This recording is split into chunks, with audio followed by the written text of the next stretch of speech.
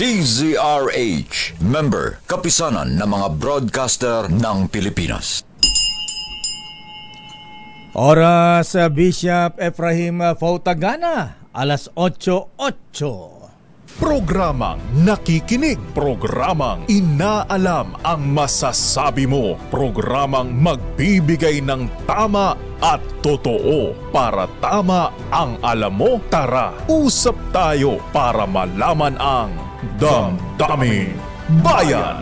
Live sa DZRH Radio, DZRH TV at DZRH Digital.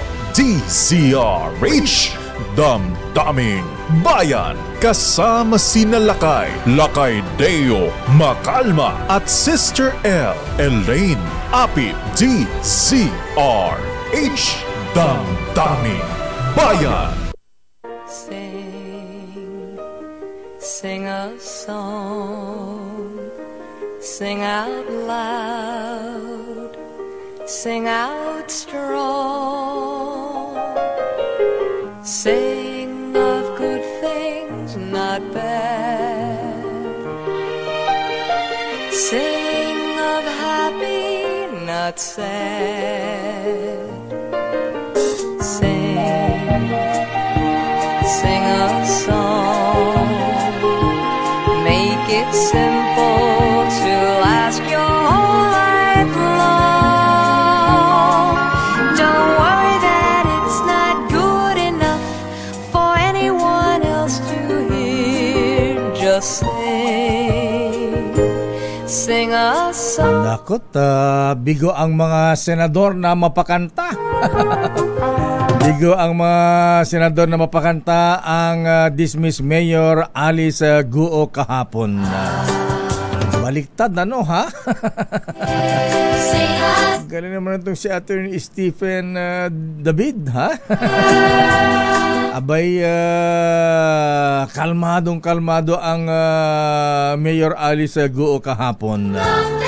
At napakagaling, evasive sa mga questions ng mga senador. Grabe ano ha? Ayan. Ang mga senador pa ang napikon, lalo ni Senator Jinggoy ha? Senator Jinggoy, kalma lang Sen ha? Siguro medyo baguhin natin yung strategy ng pagtatanong ha? Medyo ano yata Senator Jinggoy, karinyo brutal yung ating mga stand ng pagtatanong kahapon ha? Gahin natin si Congressman Dan Fernandez ha? Yung karinyong Boy Scorpio.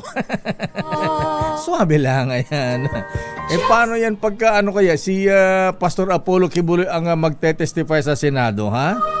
Abay kung ang Alice Go hindi napakanta, baka mamaya itong si Pastor Kibuloy baka manumbat naman dun sa mga tinulungan niyang mga senador nung panahon ng kampanya ano ha?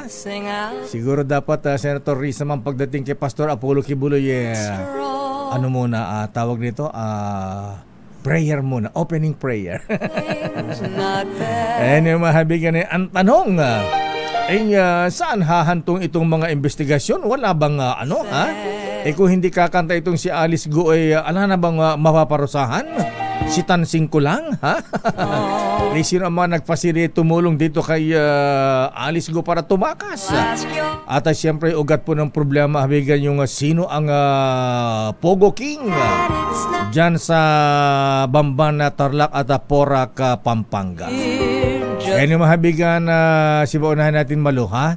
Pamigay mo ng ambulansya o ha?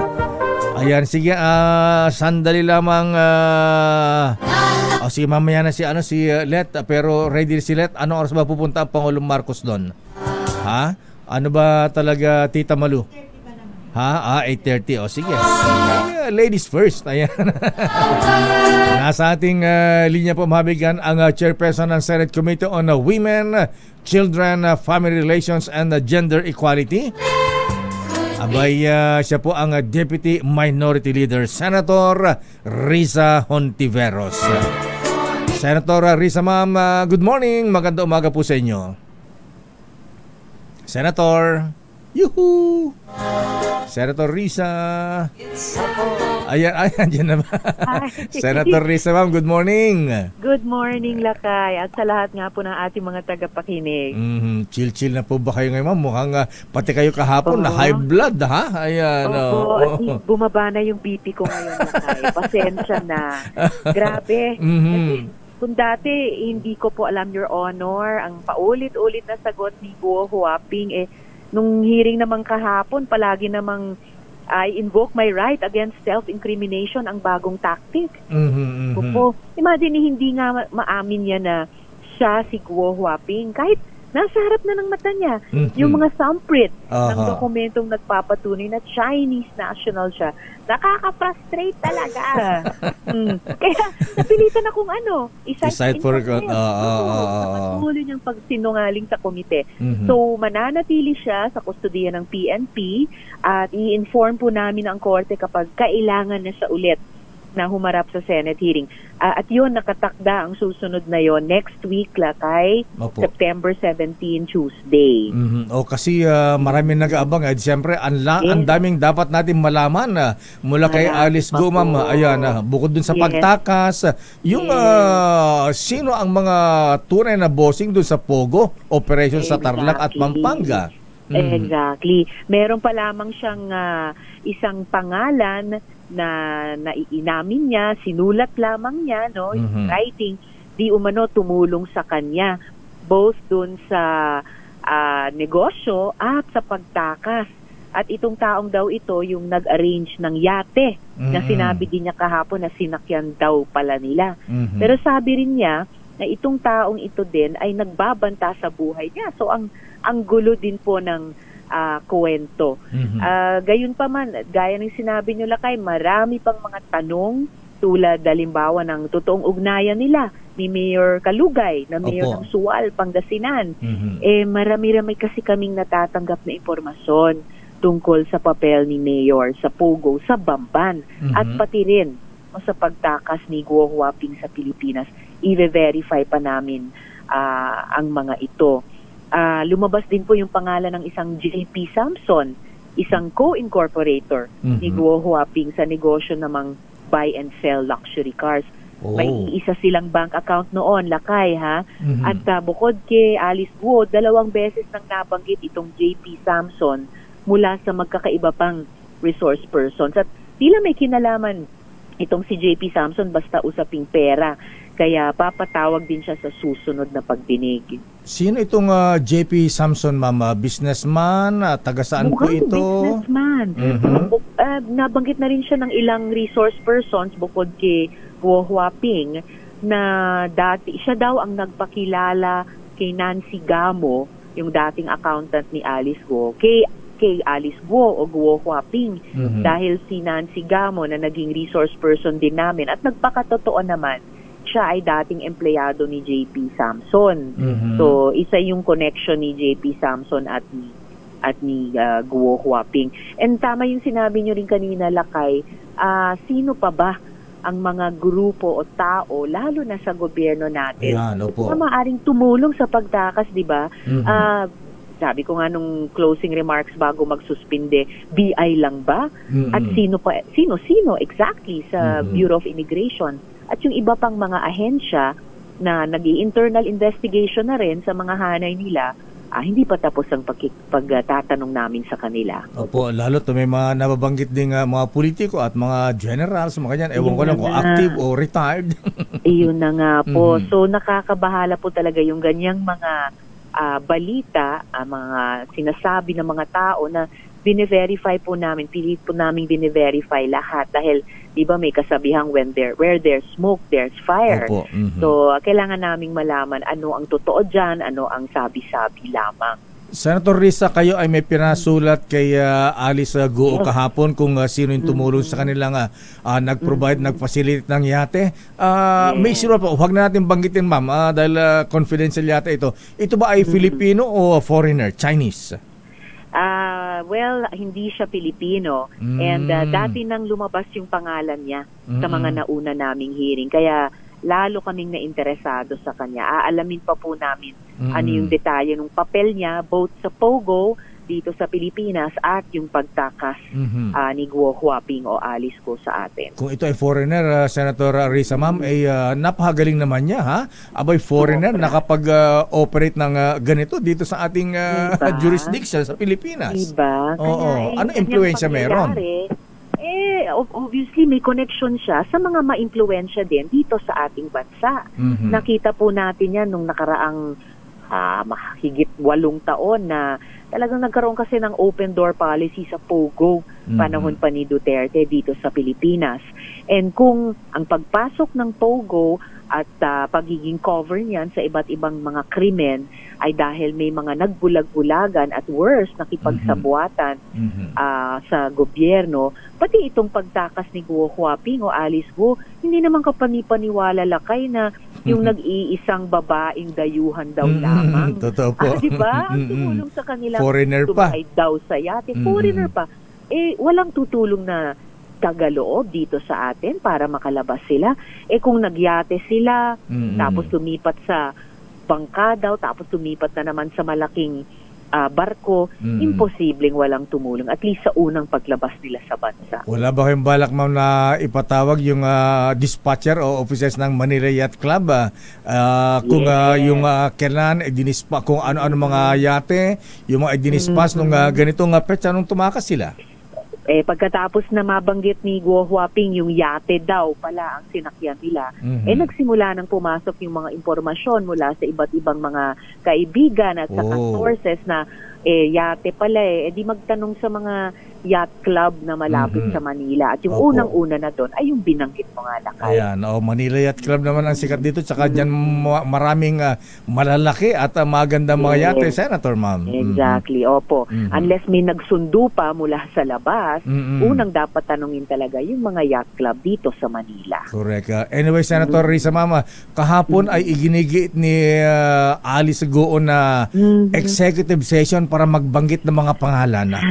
Ano po ang balak niyo dyan para makapagbigay ng mga importanteng bagay na dapat natin malaman, Senator?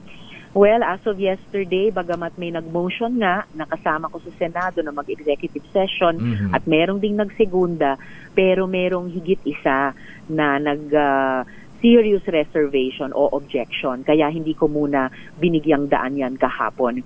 After all, yung mga tanong kay Guo Huaping in open hearing at yung ilan na sinimulan na niyang sagutin tulad nung death threat kuno sa kanya, sinagot na niya in open hearing. So, ano naman yung kahirapan na sagutin yung follow-up questions dyan? And in fact, sa tingin ko po, lakay, ang pagsasabi ng katotohanan ang mas makakaprotekta sa kanya.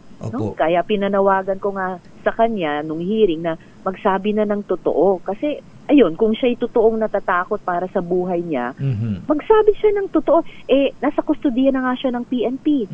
Sinabi ng NBI kahapon, handa rin na nila siyang protektahan. And kami sa Senado, dahil covered namin siya ng isang, contempt citation, handa rin kaming protektahan siya bilang isang resource person. So talagang hindi makatwiran yung sinasabi niyang kailangan pa ng executive session para lamang sabihin itong dagdag na impormasyon. So anong gagawin natin, Senator Risa, ma'am, sa inyong committee para mapakanta, magsabi ng totoo at hindi na evasive sa mga questions itong si Alice Go?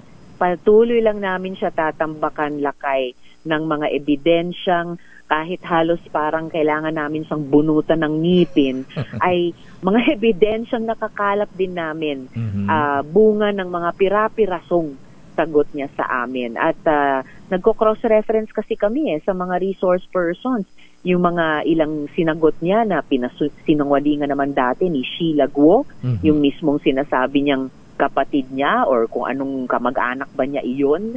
At yung sinasagot din ng ibang mga resource persons, pati nga si Miss Cheryl Medina, no, yung secretary ni Mayor Kalugay. So, nagko-corroborate din po kami ng mga ebidensyang lumalabas mula sa bibig mismo ng mga resource person. Ipinatawag niya pala si Mayor Dong Kalugay, ma'am, sa hearing.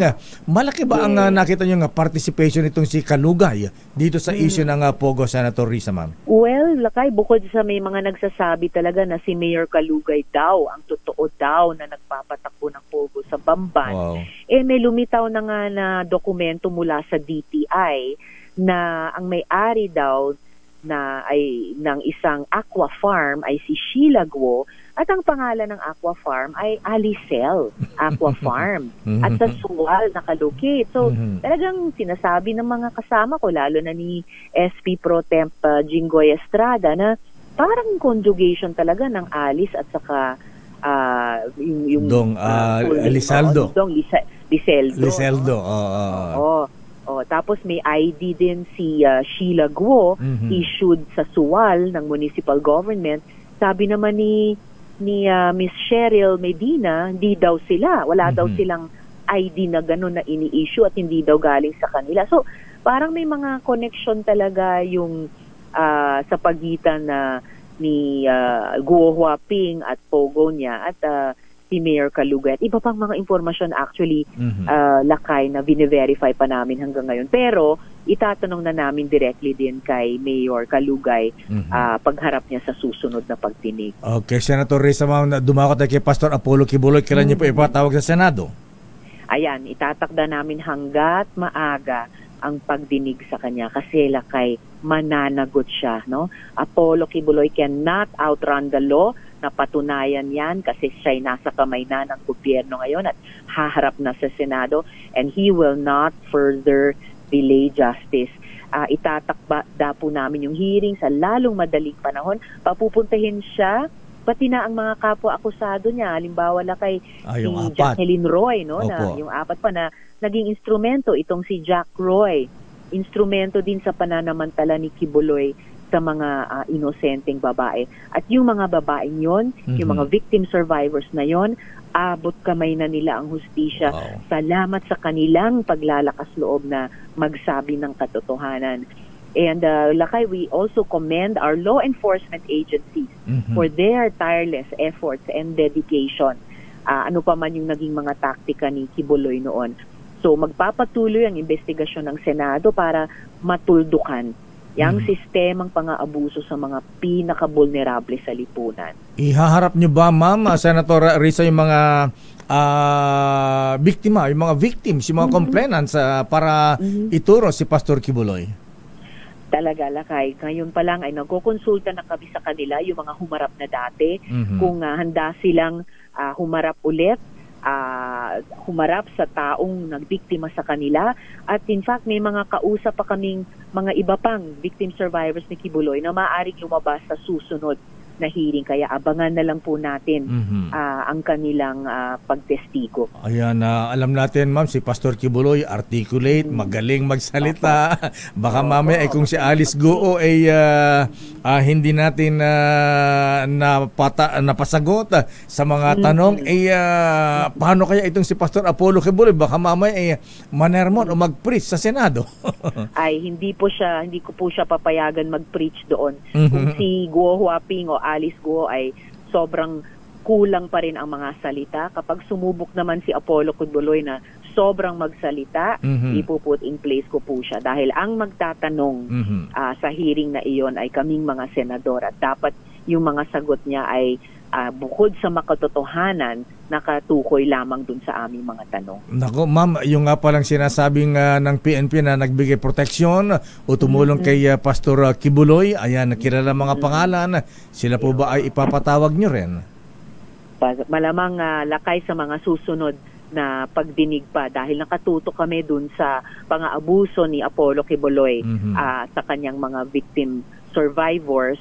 And kung may tututok dun sa pagpupkup sa kanya, maaring kami rin, maaring iba ring komite. So wala pang schedule, ma'am, kung kailan ipapatawag si Senator si Pastor Kibuloy? Opo, naka-schedule pa lamang po yung susunod na pagdinig namin sa Pogo at Guo Huaping sa susunod na Martes. Pero sa lalong madaling panahon na sunod na namin isa-schedule itong kay Apollo Kibuloy. Senator Risa, ma'am, maraming salamat. Maganda umaga po sa inyo. Thank you. Magandang umaga. Ayan. Mga kaibigan, Senator Risa Hontiveros, ang chairperson ng Committee on Women, Children, and Gender Equality. O nga pala, Senator Risa, ma'am, ha? Ayan, next time po ay chill-chill lang kayo. Huwag mapipikon, ha? Ayan, masisira ang beauty ninyo, ha? Sing out loud. Sing out. Ayan, next showing.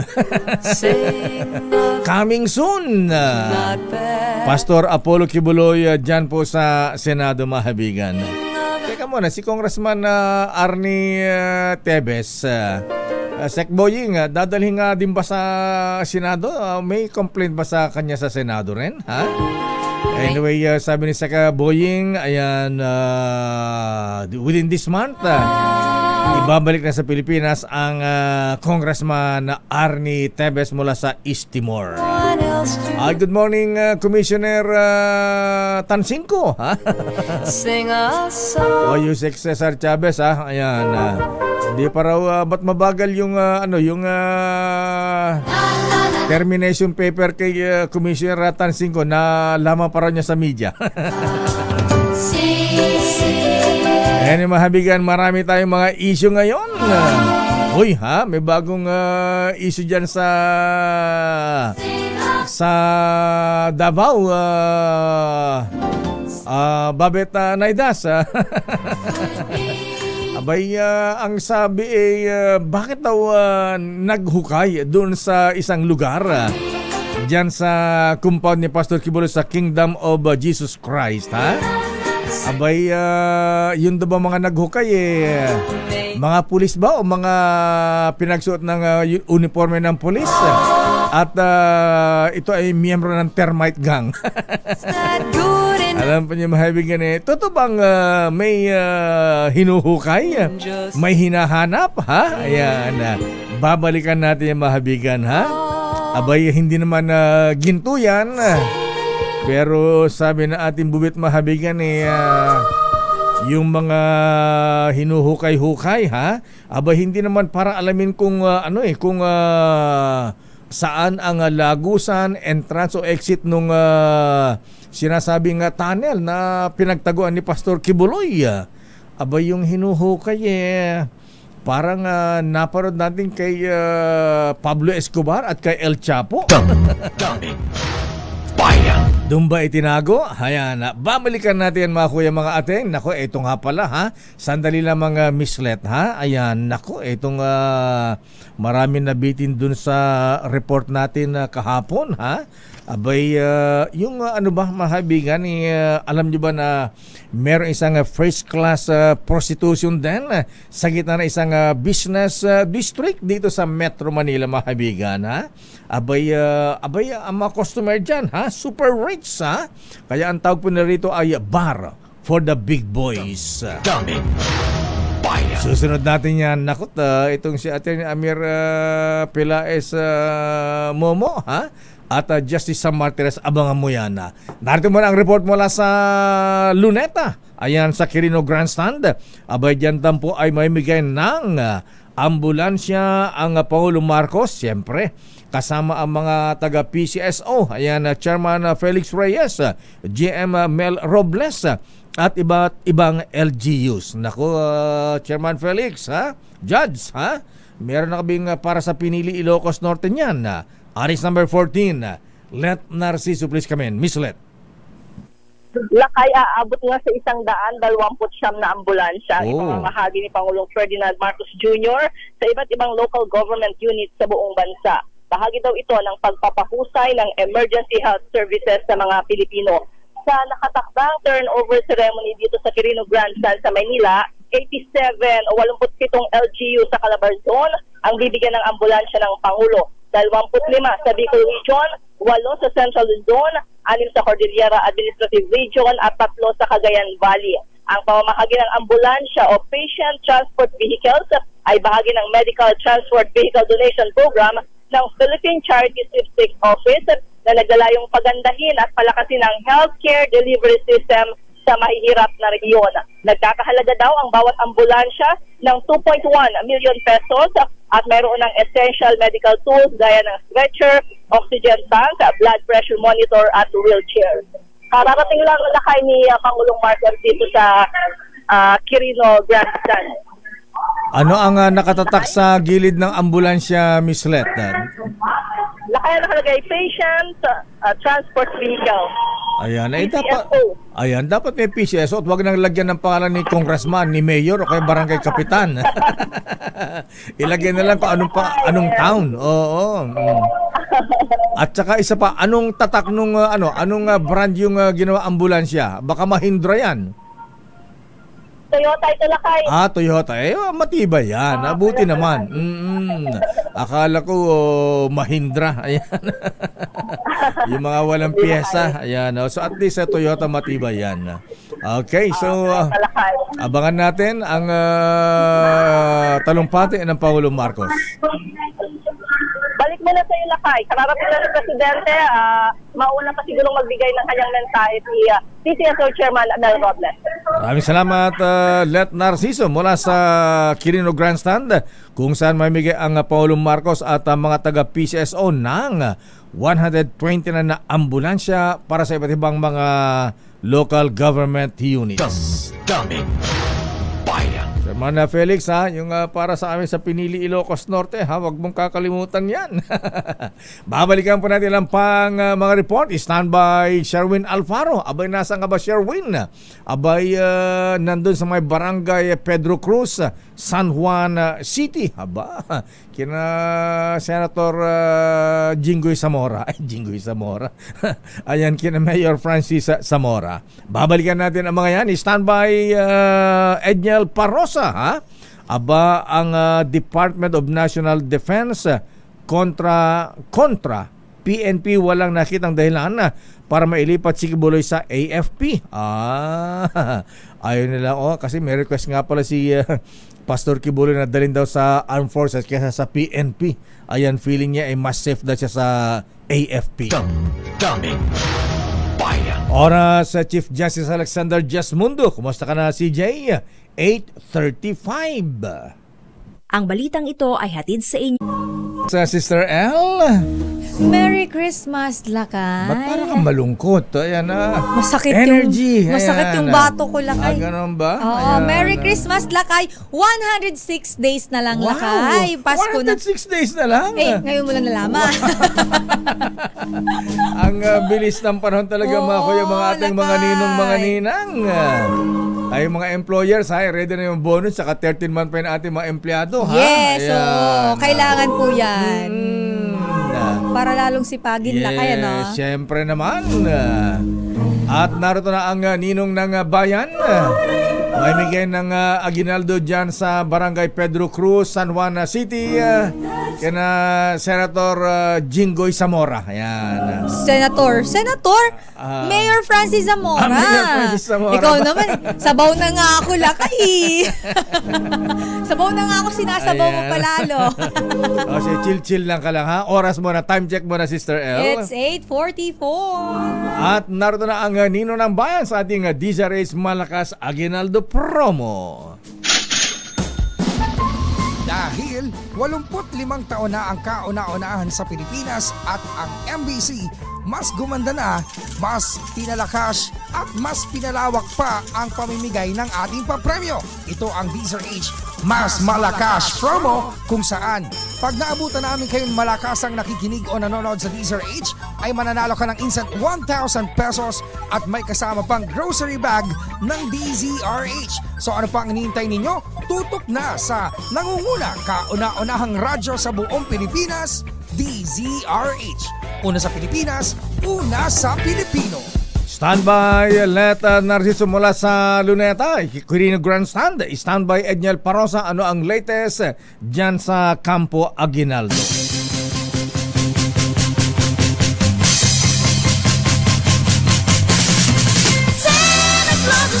Santa Claus ng bayan, Nino ng bayan.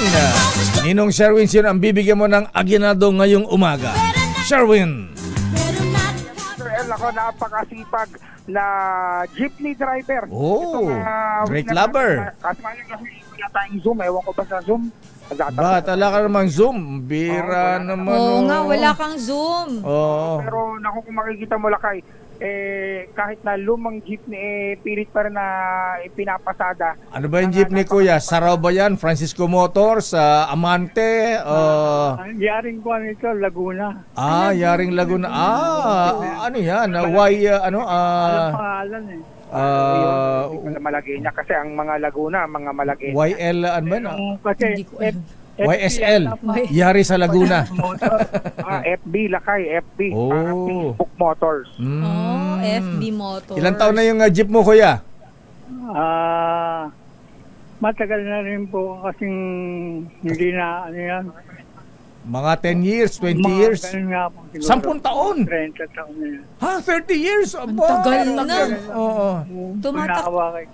Tumatakbo pa. Wow. Halos 10 years pa lang. Anong makina ng jeep mo, kuya? Rolls Royce? Dati iba ay binibiyahe ng jeep. Aba talaga, ha? Ayan. Pero hindi mausok, kuya. Yung ibang jeep naman, ibang may-ari. Hindi mausok, kuya. Hindi mausok. Wala naman. Wala usok. Galing, ha? Okay, tapos narinig mo yan, Secretary Jimmy Bautista? Siguro usok. Saka sa mahal ng gasolina ngayon pati usok ginagamit para Anyway, kuya, magkano ang boundary mo dyan? 700 o 800 gano'n. Wow. Sa edad nyo niyan, kuya, sa palagay ko, medyo may edad na kayo. Kaya niyo pa magmaneho? Ilang taon na po kayo, tay? Hindi ko na kayang 74. 74 years old ka na, nagmamaneho pa, pumapasada pa. Talo pa yata ako neto sa mata. Palagi ng DCRH, yun ang pinaka-importante na 74 pumapasada. Siguro si Kuya Sherwin, siguro si Kuya parating yung harapan puro chicks lang ang pasahero. Obligadong magsumikap kasi kumakain pa Saka nagme-maintenance kami mag-asawa. May maintenance. Ano pong maintenance na, tay? Hindi ka siya nagpapasakay ng chick sa harapan. Oo. Ang sinasakay niya si Mrs. At ito rin sa tabi niya. Konduktor si Mrs. si Lola. Ayan. Ilan ang anak? Walo lang po. Walo lang? Yun lang po nakayanan Hanip si tatay. Ala pang family planning nun. Sa pagkakaalam ko, 18 Ano na? 18 ang apo na lakas. Wow! Ang dami pong apo. Masyado kayong productive, Lolo, ha? Ayan, kuya, ha? Meron pa akong anak na baho. Hindi. Pero pag hindi nag-anak doon, may hindi pa nag-anak pero 18 ang apo. Anyway, para makapasada na si Kuya o kaya para mapagpahinga na, bigyan mo kagad ng regalo Aguinaldo Sherwin. Pambili maintenance. Wala rin kahilig-hilig na kamukha ko. Sino walang kahilig-hilig? Yung mga anak ko niya wala din kahilig. Ganun. Katulad niya, walang kahilig-hilig. Mukhang malalakas ang libido. Eleuterio Lubao. Eleuterio Lubao. Lakay, di ba meron tayong driver dati? Si Boy Labaw. Labaw naman yun, hindi Lubao. Labaw. Lubaw naman to. Ayan. So, Tatay Eleuterio, dahil mahilig kayong magmaneho. Yan at pero Kuya, ha, wag inom ng vitamin E pagka nagmamaneho pagkatapos na ng pasada. Maraming salamat po sa inyo. Opo. Sa DCRH. Wala pong anuman, tatay. Sana lahat ng mga kagaya ko ay laging nakikinig sa DCRH. Kagaya ko pagdating ng mga ating gabi na, hinahanap ko ng DCRH. Yung doon. Gusto mo si Andy Verde, ha? Ayan, si Mr. Romantico. Hanggang umaga na, hanggang ngayon. Nakakatulugan ko na lang po yan. Magigising ako. DCRH pa rin yung umaandar. Talaga naman. Mga alas 3 na, alas 4. Dahil napaka-loyal ni Tatay Sherwin, dagdagan mo pa na 1,000 para hindi na maging konduktor si Lola. Isa pa yung 1,000 pesos. Talaga namang solid na nakikinig sa DCRH. Maraming salamat po, sir. Wala po anuman. Ayan, wala po anuman, tatay. I love you. I love you too, tatay. I love na si tatay. Ayan na. Thank you po. Tatay, chill lang po. Baka ma-atake kayo. Mukhang super excited si tatay. Ano po, habang in-interview ko siya Lakay, nakaupo kami dito sa may tabing bintana at nandito sa tabi namin yung radyo. Pagkakit mo ng bahay nila sa ikalawang palapat, meron dito pahingahan. At nandito sa may pahingahan yung radyo. Talaga namang sa baba kapag nilakasan yung radyo. Dinig na dinig. Kanyang harapan ng bahay. Itong pinakikinggan DZRH. At syempre po dyan, Lakay, meron din siyang grocery bag ng DZRH, t-shirt ng DZRH, at syempre meron din siyang umbrella ng DZRH, at syempre meron din vitamin E. Yan ang importante dyan. Yan, no? Vitamin E at vitamin R si tatay, isa yan. Mukhang magsa-celebrate ka mamaya. Magbe-birthday yata ako. Oh, happy birthday, tatay. Eleuterio Biglang Lubao. mag-birthday siya. Ayaw ba? Pwede mag-birthday uli ngayon sa dami na ibinigay ng DJ. Aba naman. Gusto mag-birthday ulit. Dito Lakay ng vitamin E. Magpapatawag na itong meeting mamaya. Nabuhay ang dugo ni tatay. Ayan. Okay. Salamat, Tatay Eli. Nako, maraming salamat sa iyo patuloy na pakikinig sa DZRH. At syempre sa mga nais manalo ng 1,000 pesos sa akin tumutok sa DZRH, baka kayo na susunod na winner natin sa DZRH Mas Malakas promo. Ours number 6, Charlene Tata Alfa, DZRH. Una sa Pilipinas. Una sa Pilipino. Mabuhay ang mga jeepney driver. Tatay Eleuterio Lubao, ayan, ng San Juan City. Ganyan tayo, give love on kahit hindi Christmas Day. Yes, so dapat. Sandali lamang, si Edniel na ba? Ayan. O sige, so yan po ang ating Ninong ng Bayan, Santa Claus ng Bayan, Ninong Sherwin Alfaro mula sa San Juan City.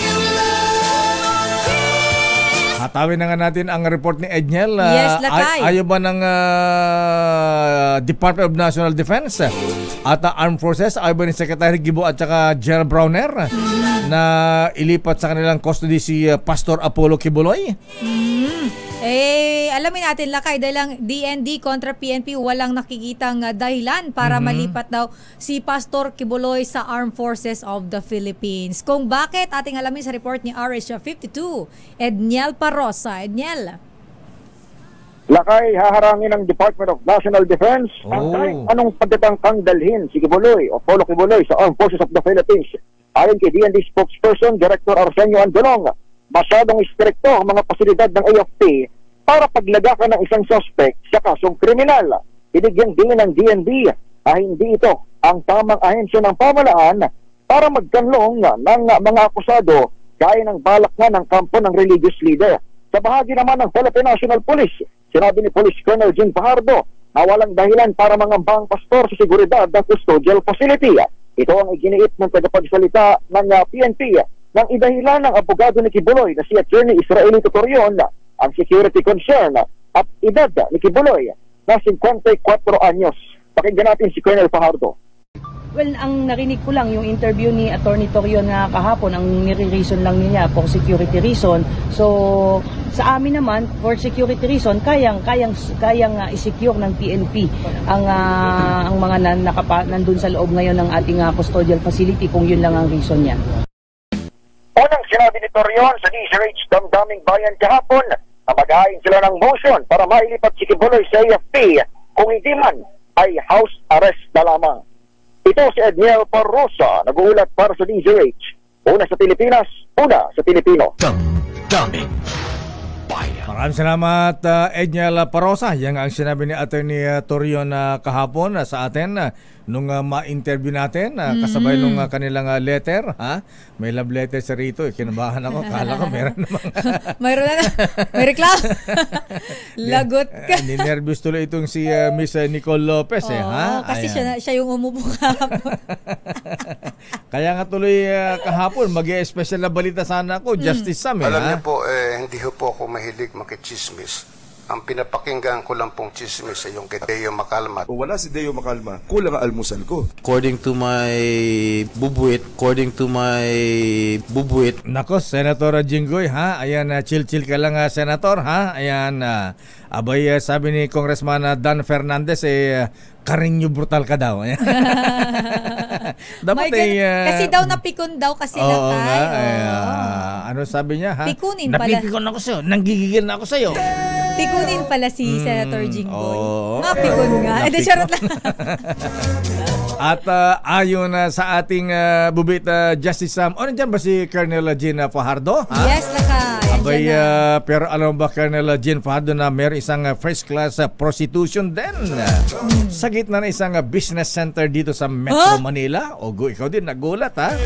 At alam ba, Sister L, kung ano ang tawag ng mga customer dito, ha? Bar for the big boys.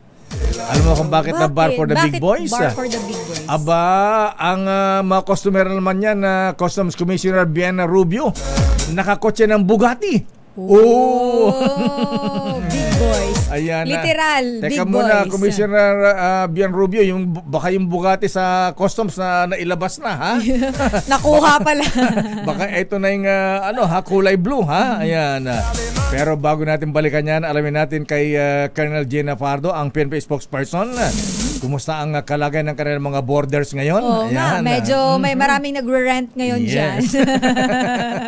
Colonel Jean Fajardo, attorney, magandang umaga po sa inyo, ma'am. Colonel. Magandang umaga, Sir Deo, and kay Ma'am Sister L. Magandang umaga po. Good morning po, Ayan, attorney, kumusta po yung dalawa ninyong borders dyan?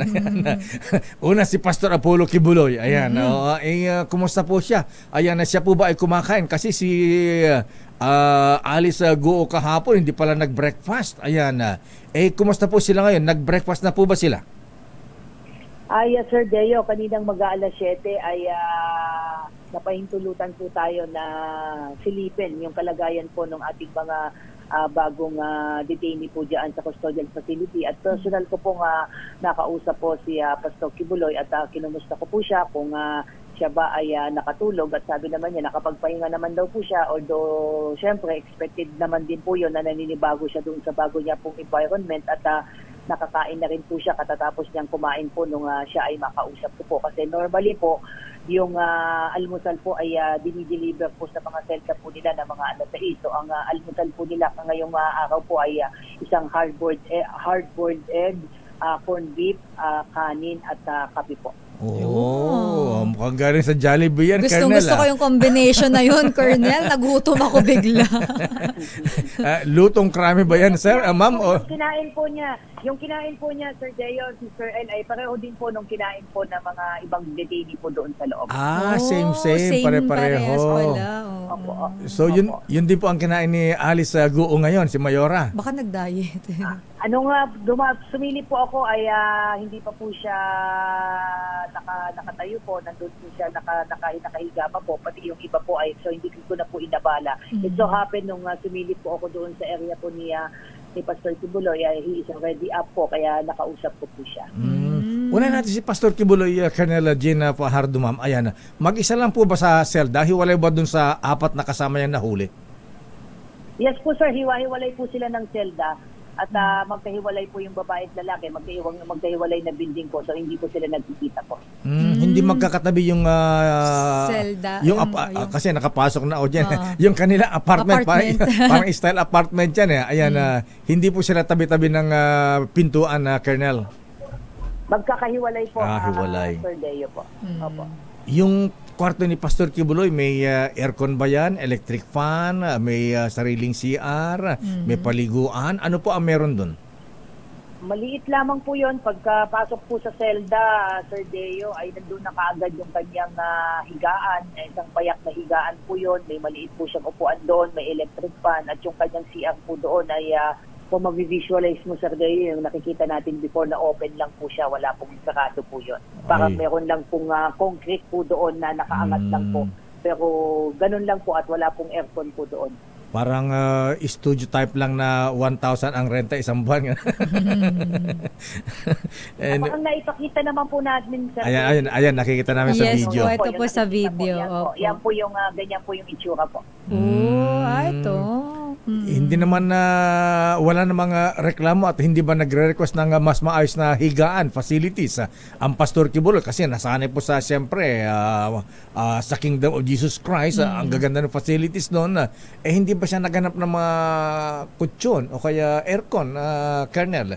TV, radyo? Wala po sir, wala pong ganyan na Sir Deo kasi yan po talaga yung detention facility dyan sa loob. So hindi natin po pwedeng bigyan siya po ng special accommodation dahil they are being treated equally po. Ayun. Di ba kayo pinag-pray over kanina umaga? Colonel, di ka magdasal muna tayo. Ikaw ang lagalan. Hindi naman po tayo nakalapit Sir Deo. Kung ngayon nakikita po natin sa screen ngayon, may isa pa pong ano po dyan, parang barriers po, hindi naman po ako nakalapit po dyan. Si Mayor Alice Guo, marami ba siyang bisita kahapon? Napagod ba sa Senado at nakahiga pa nung silipin ninyo?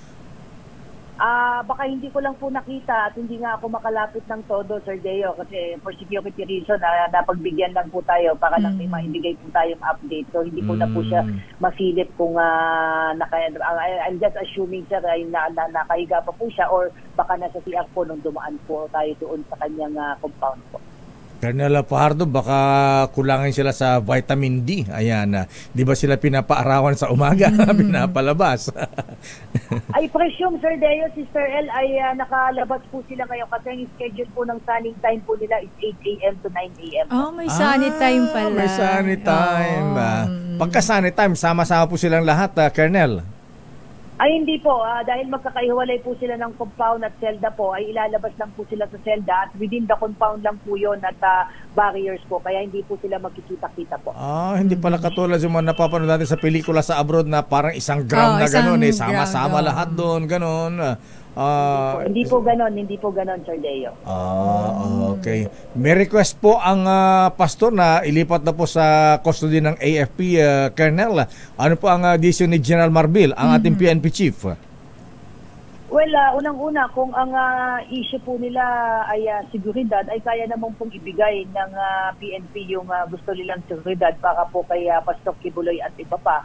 But just the same po, kung maalala po natin, Sir Deo, Sister El, ang nagsampa po ng kaso ay ang DOJ po. So, kung hihingan po ng comment po ang PNP, ay we will be coordinating po sa DOJ para po i-contest po yung request po nila na i-transfer po sila sa AFP. At I understand, naglabas na rin po ng pahayagan na DND na o-objectan din po nila ito dahil ang AFP naman po ay hindi jail or detention facility na para i-accommodate po sila. Ayan, pwede bang may mga RNR din ba sila, Colonel? Kasi naalala ko nandiyan sila Senator Jinggoy, Bong Revilla, ayan, at yung mga Abu Sayyaf at saka yung mga kaliwa na nandyan, abay, may pinasimento nila yung isang lugar dyan at nagbabasketball sila.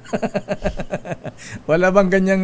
mahigpit po. Mahigpit ngayon. Security natin ngayon na Sir Deo because of, again, the presence of nila Kibuloy at ni Ego at naka-house din po dyan yung isang high-profile inmate po natin na ang kaso naman po ay sa terrorism po. Kaya medyo mahigpit po din yung ating security po dyan. Sino yung Colonel? Isang foreign national. Foreign national. Meron palang ganyan.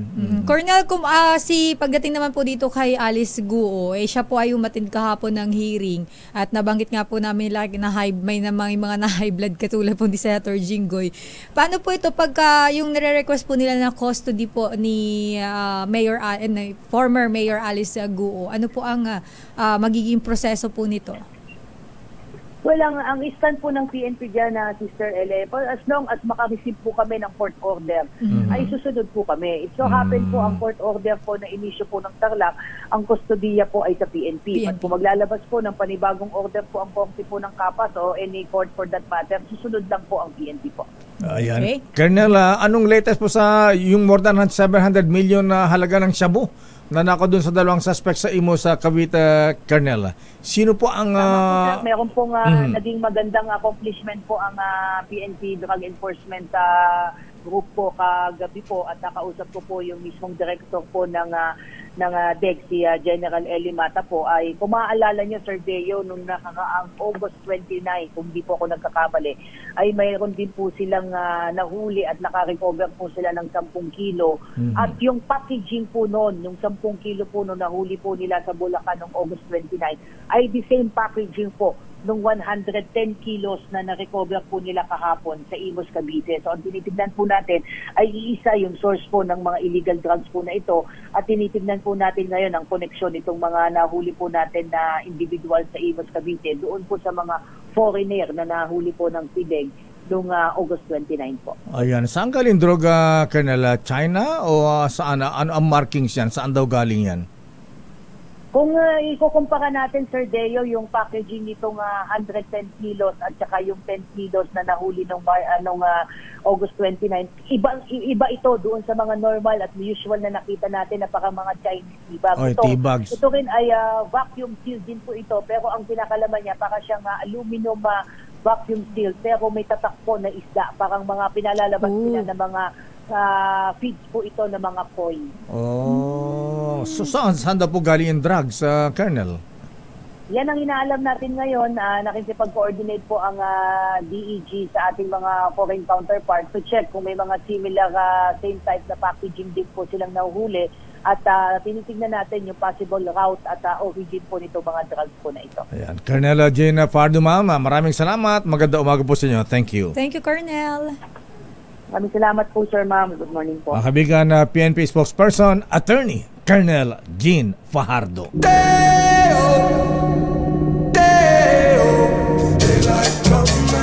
At ayon na sa ating bubit, Sister L. Yes, Lakay. Maniniwala ka ba na sa isang sentro na isang business district ay meron palang first class prostitution din? Grabe naman yan.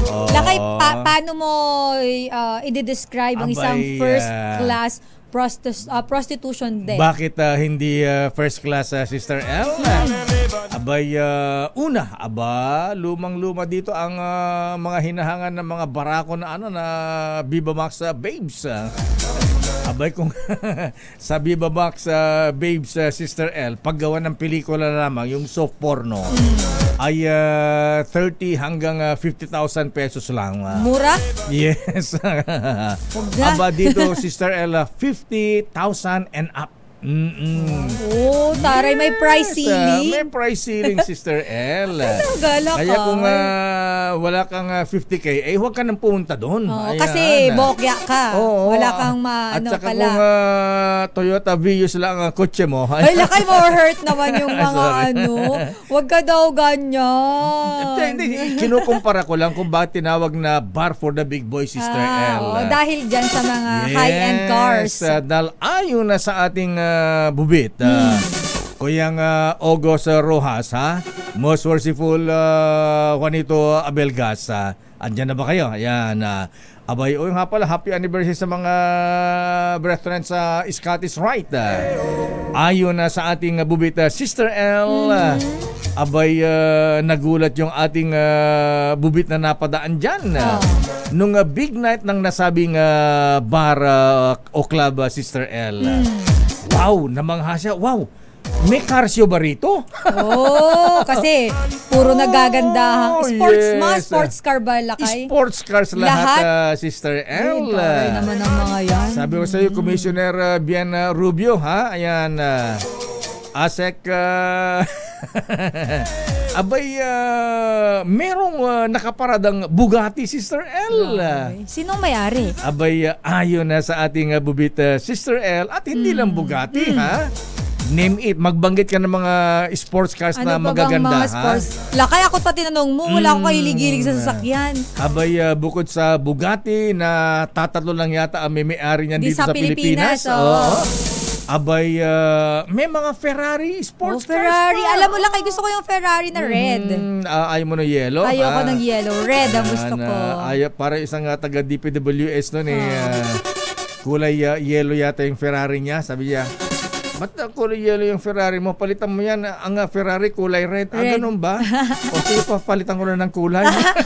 Pina-repaint. Yung lakay, nandyan ba yung nandun sa car show dati ni Mayor Alice Guo, yung McLaren? Aba, meron din yan, Sister El. Ayan, meron pang Lamborghini. Okay, tama. Yung Porsche. Meron din talaga. Manakaw nga yung isa.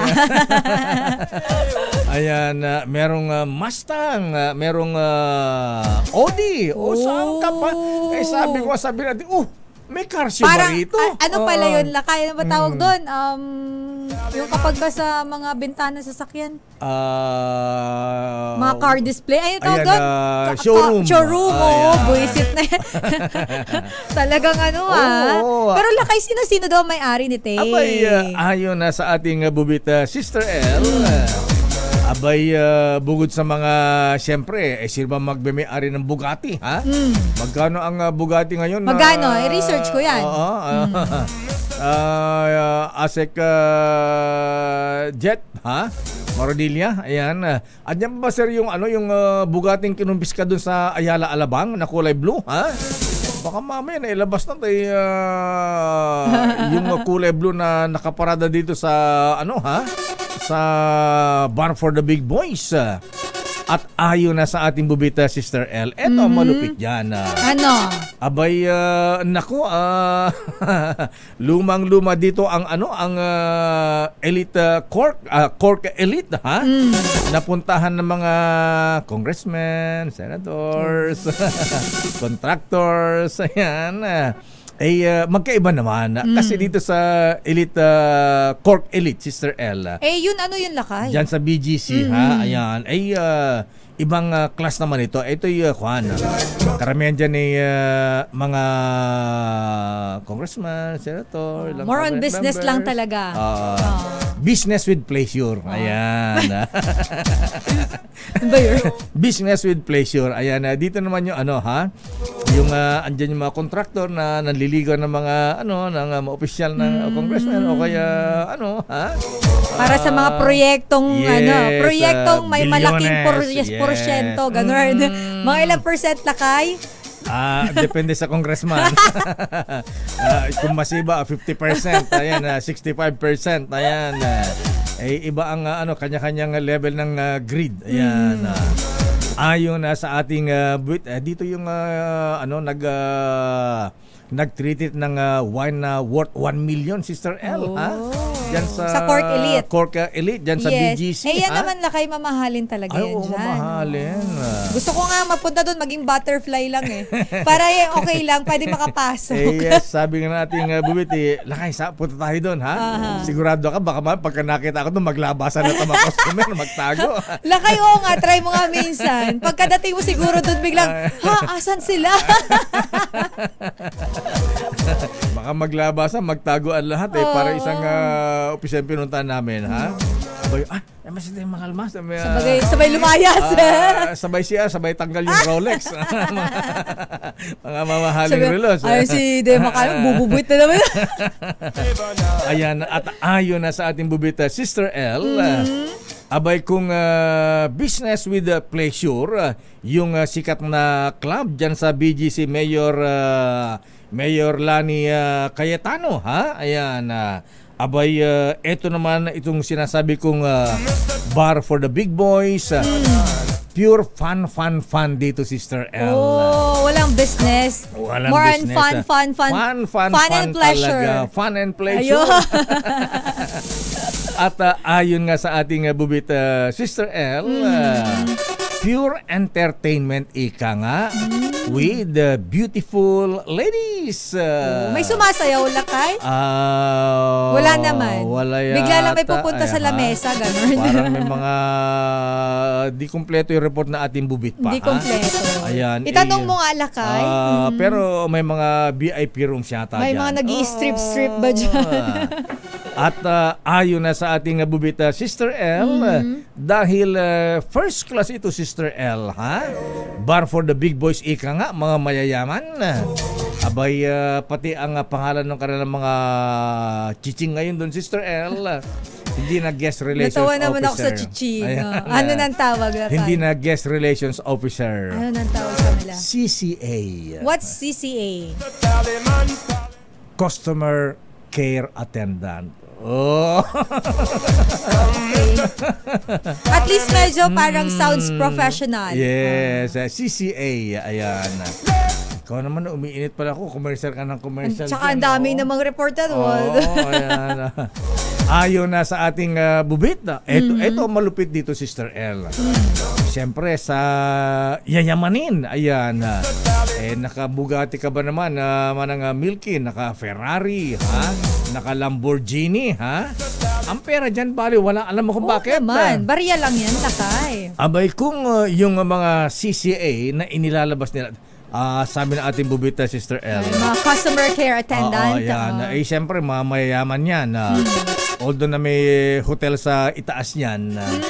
Abay, yung mga masayalan siguro, ayaw dun. Ayan. Tinay-take out yung mga chiching. Tawag mo sa take out. To go, please. Ayan. Tinay-take out ang mga chiching. At 50K ang fee, Sister fee. L. Ano yun, lakay fixed rate or depende sa negotiation? Ganun. Depende sa klase. Sa babae. Ayan, sa CCA ayan, pala. Sorry. Class A, Class B, mga yan.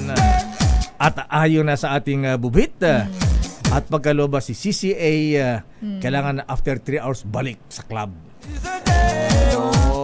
So per hour, yung 50K, halimbawa 3 hours lang yon. Yes.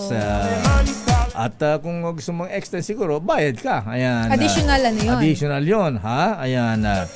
Pero ayon na sa ating bubita, Sister L, abay, naku, alam ko ni Mayor ito, ha? Saang Mayor yan? Saang city yan? Teka muna, darating tayo dyan, ha? Ito muna, ha? Excited ako lakay eh. Ito ko, Sister L, baka bumagsak ka dyan, baka mamaya, ewan ko lang kung... Kakapit na ako dito eh.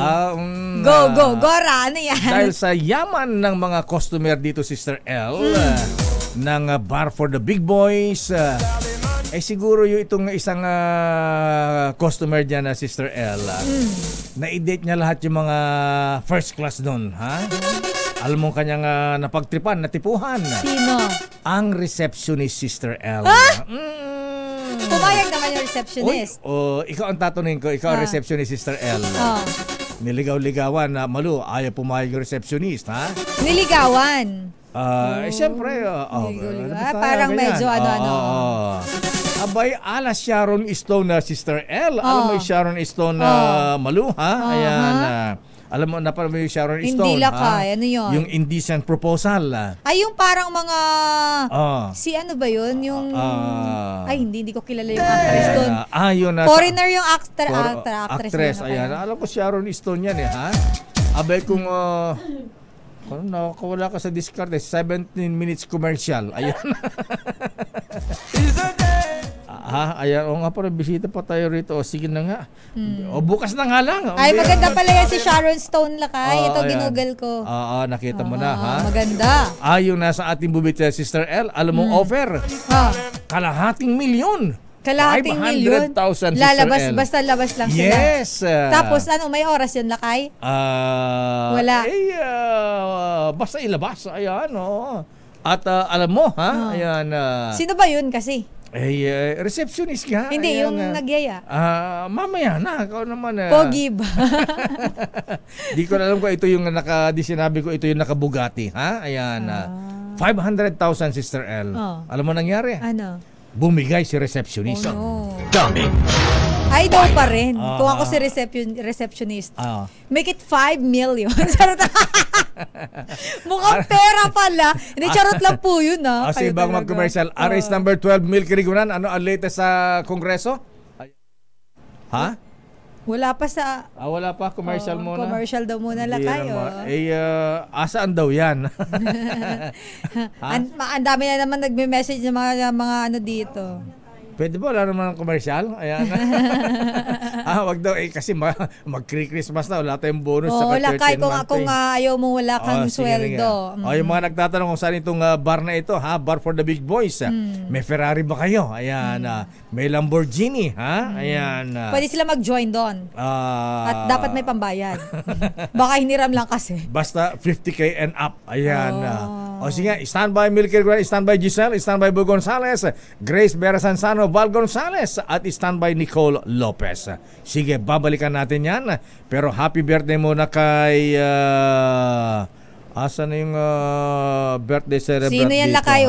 Uunahan kita, Lakay. Ayan, si Miko Lee ng Toyota Alabang from Lolo Cesar. Oh, happy at birthday. Daddy Mike at Mami Joy. Ayan, happy birthday at happy 35th anniversary sa Toyota Alabang. Ay, happy anniversary. Lakay, batiin ko lang din ng happy birthday. Ate ko naman, Ate Annie man, ay happy birthday sa'yo. Ayan. At si Joey Lopez ng Merville, Parañaque, binabati ni classmate Manny Boy Pexon Drilon. Oras, Sister L. 9:21. This time check is brought... Ayan. September na eh. Ba't hindi mo pa inaabot ng December, Lakay? December. Para bitin ng konti, ha? Report muna mula sa Kamara. Vice President Sara Inday Duterte Carpio, ha? Inaasang sasagot na sa tanong ng mga congressmen at patunay na hindi siya si Bratinela. Aba, mga bansa ngayon eh. Sabi, spoiled brat. Hindi daw spoiled brat. Bratinela daw. Ha? Kayo talaga kung mga bansag, ha? Sino nagbansag naman kay ating Inday ng ganyan, ha? Ayaw ni second gentleman, very worshipful Attorney Man Scarpio ng ganyan, ha? Aris number 12, Milky Regunan, please come in. Milky. Lakay at Sister L, inaasahan na sasagot siya sa mga tanong na ng mga kongresista. Ngayong kasi, Lakay, ang pagsalang ng budget ulit ng Office of the Vice President. Ang budget deliberation ay layuning marinig kung paano daw ang paraan ng paggastos sa pondo ng taong bayan. Mensahe ito ni House Assistant Majority Leader Pami Zamora sa muling pagharap ngayon ni Vice President Sara Duterte para idepensa ang budget ng OVP para sa 2025. Hiling ni Zamora kay VP Sara huwag ipakahulugan na patutsyada ang mga tanong dahil haba at wala na namang patutunguhan ang pagdinig. Apela ni Assistant Majority Leader Jill Bongalon, tigilan na ni VP Sara ang pagsasabi na personal siyang inaatake sa hearing at sa halip ay unahin ang responsibilidad na ipaliwanag ang paggagamitan ng pondo ng kanyang tanggapan. Matatandaan na defer last week, Lakay, Sister L, ang budget ng OVP sa 2025 na nagkakahalaga ng 2.037 billion pesos dahil nga sa pagtanggi ni VP Sara na sagutin ang mga issue tungkol sa confidential funds at yung pang mga issue sa tanggapan ng pangalawang Pangulo. Una rito, hinamon ni House Deputy Majority Leader Jude Asidre si VP Sara kung hindi daw siya spoiled brat, dapat pumayag ng mapailalim sa pagtatanong sa muling pagbubusisi ngayon ng Kamara sa panukalang budget ng Office of the Vice President para sa 2025. Ako si Milky Regunan, nagulat para sa DCRH, una sa Pilipinas, una sa Pilipino. Damdamin Bayan. Maraming salamat, Manang Milky Regunan. Ay, good morning, very worshipful June Samaniego Arbas. Ayan, ay, Samaniego lang. Bakit may dulo lagi? Hindi pala June Samaniego Fajardo. Ayan. Hindi ako makarelate doon, Lakay. Hindi ka makarelate. Ayan. Gusto ko tumawa pero baka mabukala ko si Raul. Ayan, mali yung hula mo, very June Samaniego, ha? Hindi po sa Xavierville Avenue. Ba, meron bang ganyan, ha? Ibig sabihin meron doon kasi nang malapit hula sa Ateneo, siya. Ha? Bandang South yan, Berry. Ayan. Report muna mula kay Giselle. Aba, ang ilang taxi drivers daw balak na tumigil sa pamamasada dahil sa tumal ng kita, Lakay, at LTFRB naman kinalampag sa 20 pesos na fare increase. Report mula kay RHA 15, Giselle Ricafort. Giselle? Sister L, Lakay, plano na ng ilang mga taxi driver, particular dito sa Parañaque, na tumigil sa pamamasada dahil sa tumal ng kanilang mga kinikita sa ngayon. Sa panayam ng DZRH, halos wala na raw silang kinikita at pahirapan pa nilang mabuno yung 400 hanggang 500 piso kada araw. Yung itinuturo nilang mga salarin, yun daw mga sandamukal na motorcycle taxis dito sa National Capital Region at yung madalas na pagtaas ng presyo ng mga produktong petrolyo. Kaya naman kinasalampag nila itong Land Transportation, Franchising and Regulatory Board na pagbigyan yung nakabinbin nilang panukala o hirit na 20 pesos na dagdag lockdown rate at taasan ito, gawin ng 60 pesos mula sa kasalukuyan na 40 pesos. Ito na lang daw kasi yung nakikita nilang paraan para maisalba kahit papaano yung kanilang mga kabuhayan na dekada na nilang iginapang. Pakinggan natin yung bahagi ng ating mga panayam. talagang ganito pa talaga mangyayari sa biyahe namin, ganito pa rin pag-rate namin, magpa-family driver na lang. At least fix na yung sahod ko ron. Sigurado yung isang buwan ko nakakita. Sa taxi wala na eh. Hirap, hindi na kaya makakuha yung pamilya yung kita na. Kami na po, marami na kaming kaalaban sa mga family driver. Kaya mahirap na ang ano namin ngayon. Hinihiling na lang po namin. Sana madagdag na rin yung 50 pesos namin. Dagdag sa metro. Ito si Giselle Ricoport para sa D0H Una sa Pilipinas, Una sa Pilipino. Daming. Alam mo, Lakay, nabanggit ni Giselle yung mga taxi driver. Abay, sa shoutout ko dahil sigurado nakatutok ito kanina. Nakatutok sa atin si Mang Badong. Ayan, si Mang Badong. Sabi niya, si Mang Badong lang daw ng Faith and Taxi. Ayan, yung sinakyan mo? Nasakyan ko siya, Lakay, galing sa UST Hospital kaninang maaga. Aba, shout out po. Laging nakatutok. Alam nga niyang late ka kahapon. Ganun ba? Oo. Nakatutok at alam din niyan, chinismis mo ko kung nasaan ako kahapon. Oo, sinasabi ko sa'yo. Aba, magandang umaga, Kuya Badong, ha? Ingat sa biyahe. Ayan. Ingat po. Samantala, sa ibang report, higit sa 1.3 milyon litro ng langis na kolekta naman ng Philippine Coast Guard sa lumubog na MTKR Terra Nova, dyan naman po sa Bataan. RH29, Boy Gonzales. Boy.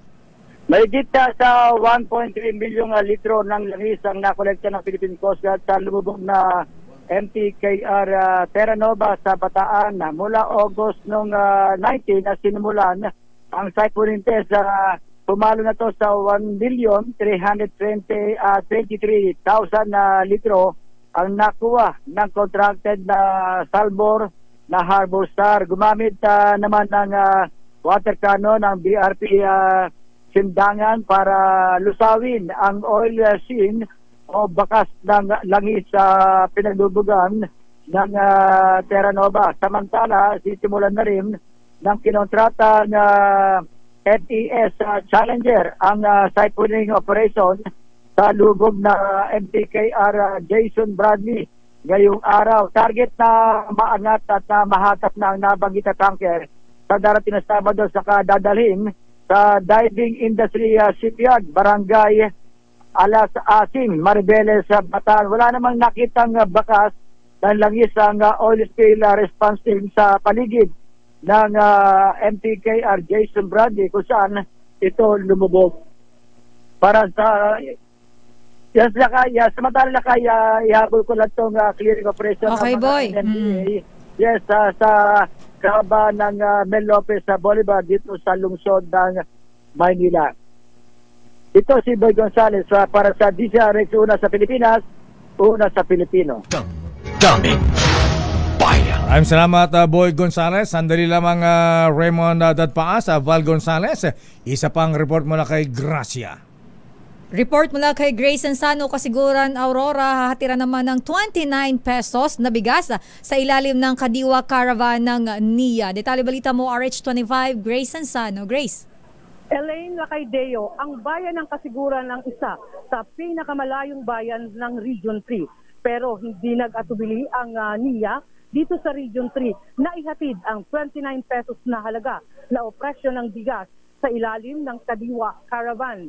At target nito ngayon ang mga person with disability na nasa ilalim din ng 4P, senior citizen, single parent. At ang proyektong ito ay itinataguyod ng NIA, katuwang o kapartner ang Irrigators Farmers Association sa pamamagitan ng contract farming. Ibig sabihin, umusad na ang proyektong ito. Matatanda ang pinasimulan ni NIA Administrator Ed Villen ang proyektong ito upang makatulong sa mga magsasaka. Kasabay na rin na makabili ng murang bigas ang ating mga mahihirap na mga kababayan. Unang naging pilot project ng proyektong ito, ang Region 3. Sa ilalim ng contract farming, binibigyan ng pamahalaan ng magsasaka ng puhunan mula sa pagtatanim hanggang sa umani at babawasin na dito oras na umani ang mga magsasaka. Dito, ito'y tatrabahuin ng NIA para gilingin at muling ibalik sa ating mga mahihirap na kababayan. Sa ngayon, nasa 300 na supot ng tig sa 10 kilo ng bigas ang ibinebenta ngayon dito sa Agricola Gym, dito sa bayan ng Kasiguran. At malabis naman ang tuwa ng mga senior citizens, person with disabilities, maging ang mga nasa ilalim ng 4P. Ayon nga kay NIA Regional Director Engineer Josephine Salazar, tuloy-tuloy ang programang ito para maiparating ang murang bigas sa ating mga kababayan. Para sa kauna-unahang himpilan sa Pilipinas, ang DZRH, ito si RH25, una sa Pilipinas, una sa Pilipinas. Muchas gracias, Gracia Vera Sansano. Report mula kay Val Gonzales, siyam sa mga nasuspending Regional Director ng National Food Authority. Umaalma sa pagkakatalaga sa ibang pwesto. Dating Region 4 Director Alwin Uy, aba gusto i-take over ang dati nitong opisina. Val Gonzales, please come in. Val. Mayor, nagkakaroon ngayon ng matinding power struggle sa siyam na regional offices ng National Food Authority. Ito'y dahil sa gustong makuha muli ng siyam na nasuspending mga regional directors ang mga posisyon na kanilang iniwan sa loob ng 6 na buwan. Ang siyam na RDs na ito ay kabilang sa 139 na opisyal at tauhan ng NFA na pinatawan ng 6-month preventive suspension ng Ombudsman noong Marso dahil sa investigasyon sa nabunyag na rice scam. Batay sa 15 pahinang protest letter ng siyam na RDs ng NFA, inaalmahan na mga ito ang special order na inilabas ni NFA Acting Administrator Larry Lacson na nag-aatas na sila ay magsisilbi na lamang ngayon bilang assistant ng nakaupong OIC Regional Directors. Dahil dito, nagdudulot ngayon ng kalituhan sa mga empleyado ng NFA sa ground kung sino ang susunding opisyal. Ayon sa nakausap kong tauhan ng NFA, pinakamabigat ang ginawa ng dating RD ng Region 4 na si Alwin Uy na mistulang nag-take over na sa pwesto ni Acting RD Attorney Marco Calianta. Sabi ng source ng DZRH News, nagbanta pa itong si dating Regional Director Uy na papatawan niya ng kasong insubordination ng mga empleyado na hindi susunod sa kanya. Wala pang tugon, Mayor, sa protest letter na ito si NFA Administrator Larry Lacson. Matatandaang sa DZRH unang nabunyag ang maanomalyang rice scam kung saan nagbenta ng paluging stocks ng tonet-toneladang palay ang mga opisyales ng NFA sa 2 umano'y kasabwat na mga rice trader. Ako si Val Gonzales, DZRH, una sa Pilipinas, una sa Pilipino. Maraming salamat, Val. Dumakot sa Senado, Sister L. Aba, dyan sa Senado, Lakay, walang naniniwala. Walang naniniwala. Yung pagtakas daw ni Alice Guo, imposibleng walang Pilipinong tumulong. Ayon yan kay Senator Win Gatchalian. Detalye balita mo, RH28, Raymond Dedpaas. Lakay, Raymond. Elaine at Mayor, wala ni isa sa mga miyembro ng Senate Committee on Women and Children ang naniniwala na walang Pilipinong tumulong para makatakas ng bansa sina dismissed Bamban Tarlac Mayor Alice Guo. Ito ay sa gitna ng iginigit ng dating alkalde na walang tumulong sa kanila dahil sila lang ang tumakas, maliban doon sa isang pangalan na kanyang isinulat sa papel na lumalabas na isa pala itong dayuhan na siya umunong kumuha ng kanilang yate na sinakyan bago sumakay ng barko patungo ng bansang Malaysia. Ayon kay Senador Sherwin Gatchalian, napaka-imposible na mangyari ito na wala man lang kasangkot ng mga Pilipino. Ganito rin ang paniniwala ng Senate Pro Tempore Jinggo Estrada at Senador Joel Villanueva. Sa katunayan, umikot ang pagtatanong ni Senador Estrada sa relasyon ni Alice Guo at Mayor Liseldo Dong Kalugay ng Suwal, Pangasinan. Bagamat itinatanggi ng dating alkalde ng Bamban na meron silang relasyon o kaibang relasyon maliban sa pagkaibigan kay Mayor Kalugay.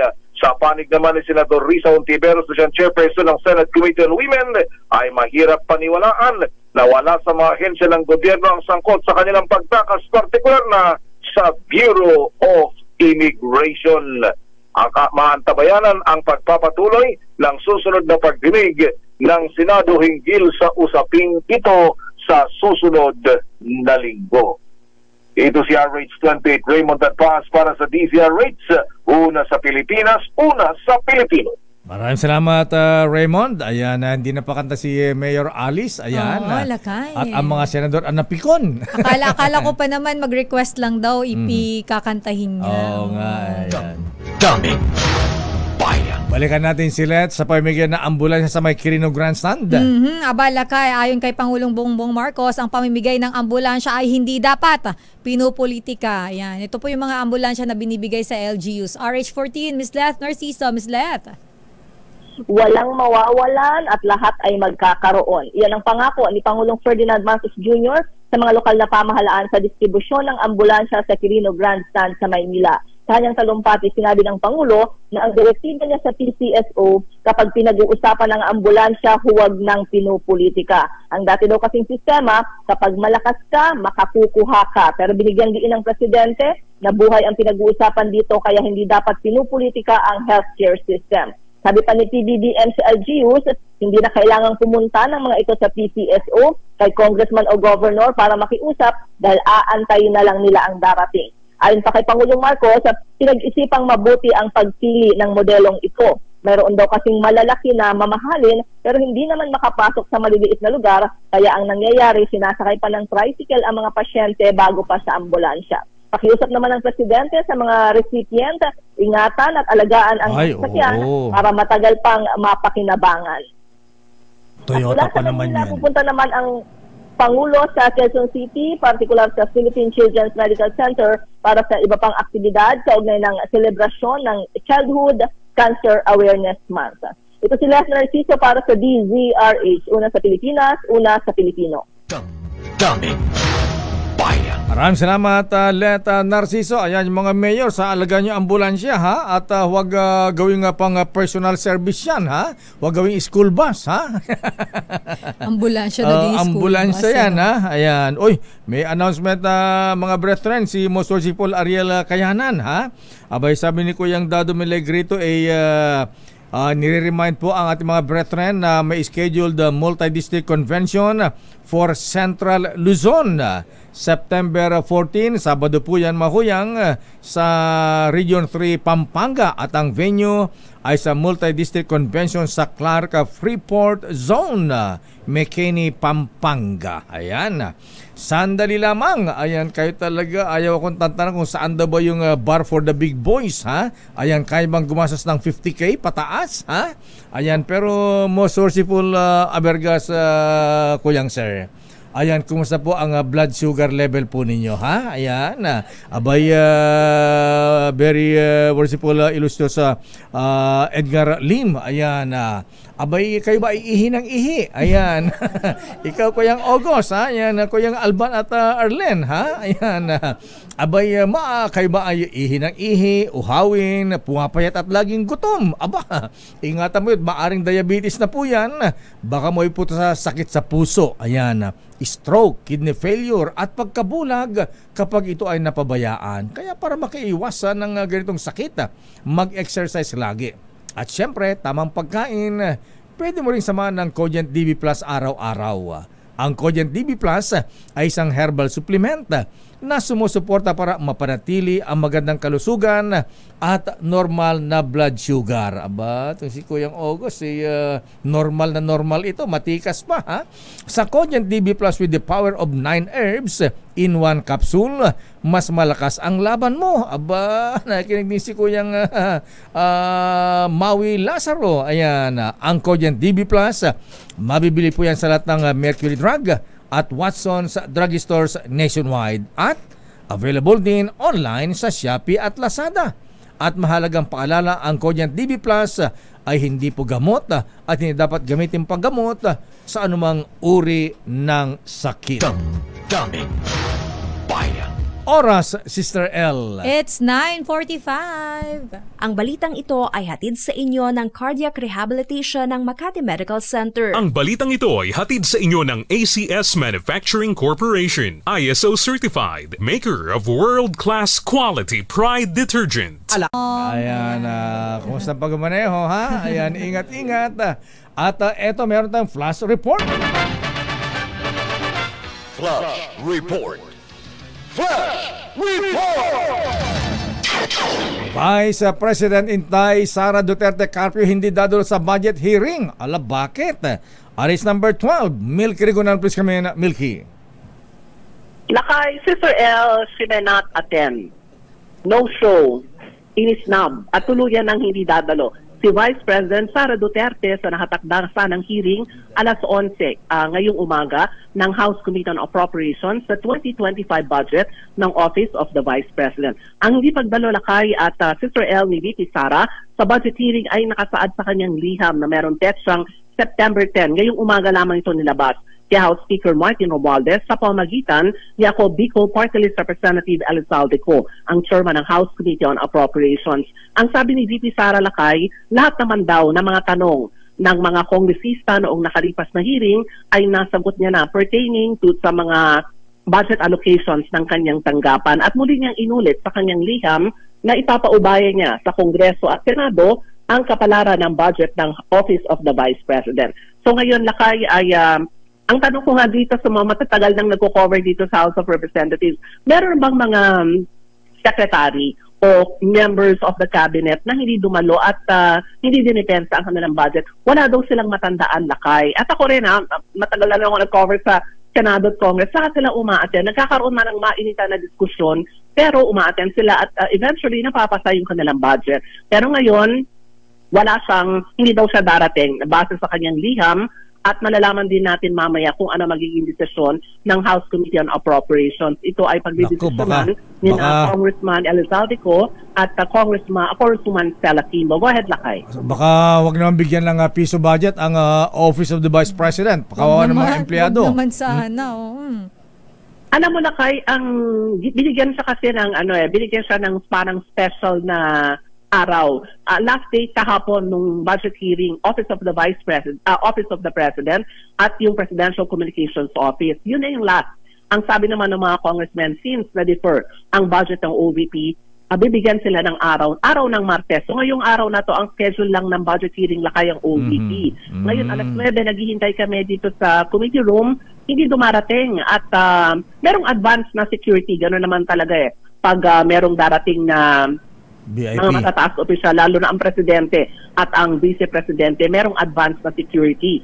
Pero bago mga past 9, inilabas na yung sulat at ito ay naka-address kay House Speaker Martin Romualdez through Congressman Elizalde Co, ang chairman ng House Committee on Appropriations, na hindi daw siya darating ngayong umaga sa hearing. Okay, maraming salamat, Manang Milky.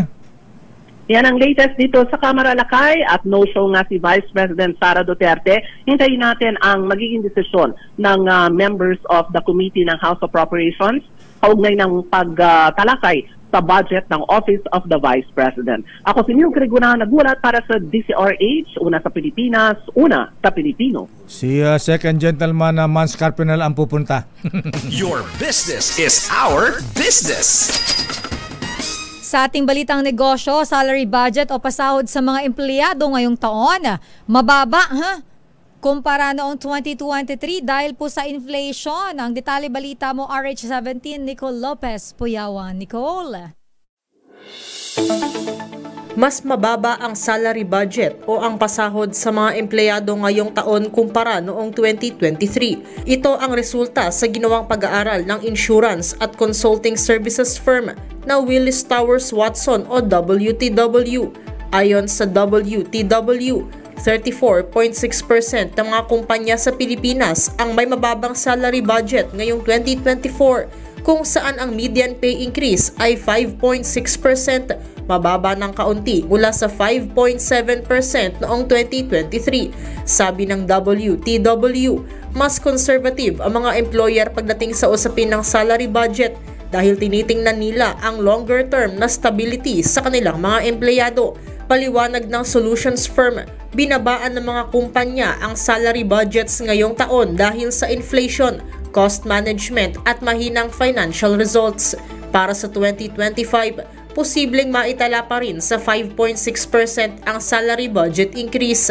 Pero sa magandang banda, nakatagpo ng malakas na demand para sa digital talent ang iba't ibang kumpanya sa bansa. Sa pag-aaral ng WTW, ang pasahod sa mga technology-related roles ay tumaas ng 10.28% noong 2023 mula noong 2022. Pinakamataas naman ang sahod ng mga individual na may management roles sa business sector, information system at cybersecurity development at IT architecture. Sa katunayan, nag-aalok nga raw ang mga kumpanya ng 10 hanggang 20% skills premium upang makahikayat ng mga may digital skills.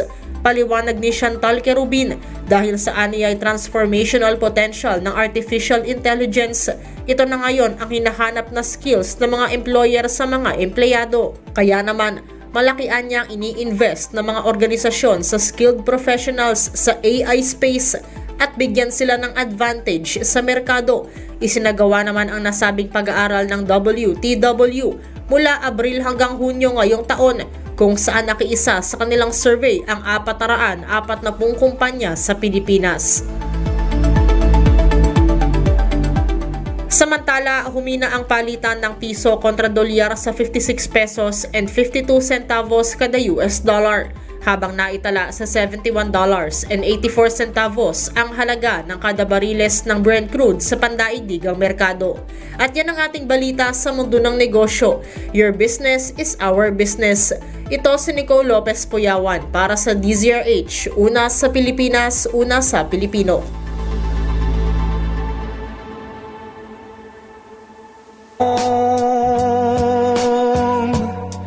With a many winding tongue that leads us to who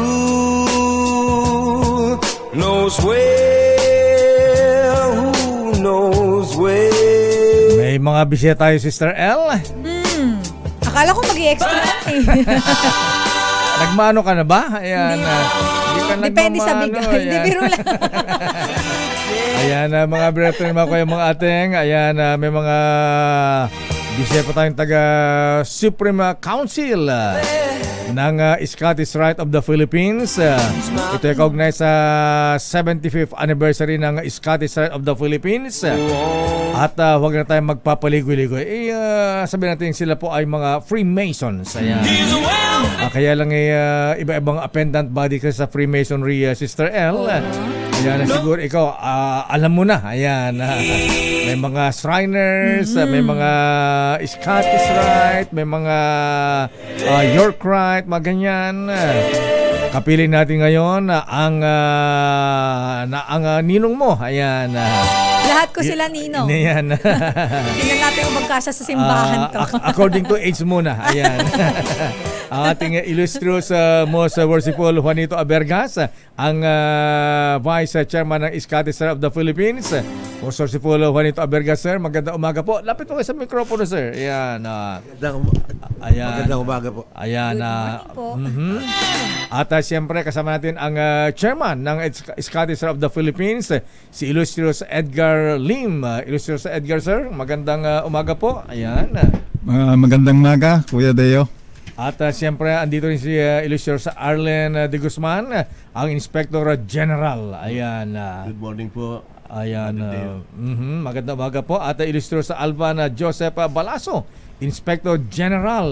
Magandang umaga po sa lahat. Magandang umaga po, Coach Deo. At si Berusiful August Rojas, ang Master of the Royal Secret. Ayan, Kuya August. Magandang mapagpalang umaga po sa lahat. Ayan, ano ba ang tinatago mong sikreto? Anyway, hindi na tayo magpapaligoy-ligoy. Illustrious Chairman Edgar Lim. Ayan, una po ay ano po ang o nga pala mahabigan itong Scottish Rite of the Philippines. Ayan, ano po ang schedule, ano po ang mga activities, ano ang ginagawa po sa inyong 75th anniversary? Kapatid na Deo, ang unang-una po nating activities sa darating na 75th anniversary ay ang ating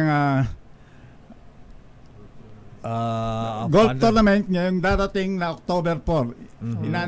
Inaanyayahan po namin ang lahat na sumama po sa tournament na ito dahil ito po ay makakatulong para sa ating fundraising project na isa lang ito sa mga project natin. Nandyan yung coffee table, nandyan yung mga commemorative watches, meron po tayo niyan sa commemorative na mga t-shirt na ibebenta po sa mga during the event. Saan po gagawin ito, illustrious Edgar Lim, sir? Saan gagawin itong fundraising golf tournament ng Scottish Rite? Ang atin pong golf tournament ngayong October 4 ay gagawin sa Camp Aguinaldo Golf Course. Ayan. Kailan po ito ulit? September? October 4 po. October 4. Ayan. Si Most Worshipful Juanito Abergas, Most Worshipful Sir. Ito mga fundraising ng Scottish Rite, ayan na. Sino po ang mga beneficiaries ng fundraising po ninyo? Kasi katulad sa Shriners, ayan, Mabuhay Shriners, ang aming ano dyan ni beneficiaries ay sa mga fundraising namin ay yung mga burned and crippled children. Yung mga pinapagamot ng libre, pinapadala pa sa abroad, ayan yun. Yung barito na-interview na namin. Dito po sa Scottish Rite, Most Worshipful Abergas, sino po ang mga beneficiaries dito? Ang principal na beneficiary ng Scottish Rite of the Philippines ay deaf and mute. Yung mga bingi at mga pipi natin mga kababayan. Yung mga kulang sa pananalita at saka sa pandinig. Pandinig. Yun ang pangunang nakakatanggap ng mga biyaya ng pinagkakaloob ng Scottish Rite of the Philippines. So, kayo po ang tumutulong dito sa may eskwelahan ng School of the Deaf and Mute dito sa may Pasay. Meron dito sa Pasay. Ross Boulevard, Harrison. Ayan, Ayan. Tapos yung aming fundraising na ipinapasok ngayon, hindi lang sila ang makikinabang. Pati ang ating kasing bahay. Kumbaga sa parang bahay dalanginan. Ayan, yung ating medyo temple. luma na kasi ang temple natin. Ay, i-improve na ho natin ng kaunti kasi ito panahon pa yata ng Hapon. Bagay, di pa ako Oo nga, iba yung architecture ng Scottish Temple natin dyan sa Taft Avenue. Yun ang isang magiging recipient nitong ating fundraising campaign yun. Hindi lang sa yun ding ating bahay, i-improve natin at sa ngayon kasi hindi na tayo magkasya at saka yun pag pumapasok kayo baka kayo bumagsak ka. Nung bagong start ako sa Manila, nakita ko yun, ano ba to? Embassy ba to ng Israel, ng Middle East? Parang yung lumang style yung architecture niya. Yun nga sinasabi nila noon daw panahon hapon ginawa yatang garrison pa o whatever. Kaya parang may nagmumulto dyan. Yun ang sinasabi ng marami. Pero ako hindi ko naman na-experience pa. Pero sabi nila, ganun daw, may nagmumulto. Pero siguro, pagka naayos na yan, baka gusto lang na yung mga multo na yun ipaayos. Kaya pa isinama ang magaling natin architect, si Illustrious Arlen de Guzman. Ayan, kayo po ba nagturo kay Architect John Palafox? O estudyante kayo ni John Palafox? I had po siyang 2 taon sa akin. Ganun po ba? So naging magkasama rin po ni Architect John Palafox. Opo. Ayan, balita ko, sabi ni Most Worshipful Juanito Abergas, marami daw kayong kontrata sa abroad. Ayan.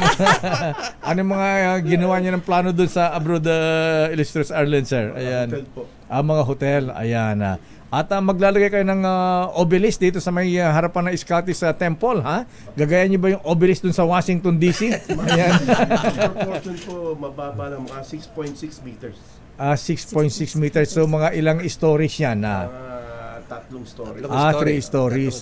Ba't yung mga 6 stories? Para may height limit ba ang mga building dyan sa may Taft Avenue? Proportion po tayo dun sa building ho ng Scottish Rite.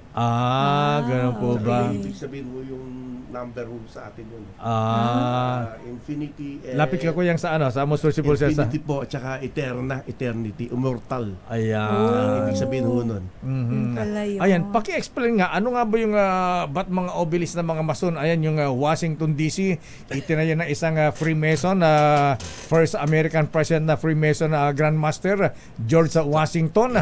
Ano bang history Most Worshipful Abergas? Yung obelisk dun sa Washington DC sa Amerika? Maraming markers po yun. Maraming markers doon na nakalagay. Na ako hindi ko na tatandaan lahat, pero Yun, commemoration ng masonry sa entire US. Ayan. Oo, pagka hindi ka ikaw yung mason, hindi ka napunta ron, hindi ka mason. Inikot-ikot kayo, nag-cover ako doon sa Washington DC. Taas naman ito. Ayan. Napakataas. Papicture din tayo doon Ayan na. Kuyang Arlen de Guzman, ayan na. Ano ba history ng obelisk? Bakit ito ay marker ng mga Freemason? Ano ho yan It goes back to times ng Pharaoh. Pharaoh. Sa Egypt. So in every temple, meron hong obelisk sila. Nasa kaliwa po siya. Ayan, So yun po, if you go to Egypt, always there is an obelisk sa kaliwa as a marker, a sign of immortal. Eternity. Yung pala yun. May mga sukat po yan. At meron po tayong parang pyramid ho sa pinakataas. Ayan. Patulis sa Sister El. Ayan, alam mo yung obelisk, ha? Lolo Koy, grabe, walang ako naalala. Nakita ko lang. Ganun ba? Anyway, illustrious Chairman Edgar Lim, sir. Ayan. So ano ba po ang ating mga activities at panawagan sa ating mga brethren na nais maglaro at ito ay para man sa ang beneficiaries naman dito ay yung mga sinusuporta natin ng mga deaf and mute. Kuya Deo, ang unang-una po nating papalala ulit ngayong October 4 ay yung golf tournament natin sa Camp Aguinaldo. Pangalawa po ay October 24 ang groundbreaking natin para dun sa reconstruction and renovation of our library and museum. Andun na rin po ang obelisk na na sa groundbreaking. Corner laying yon.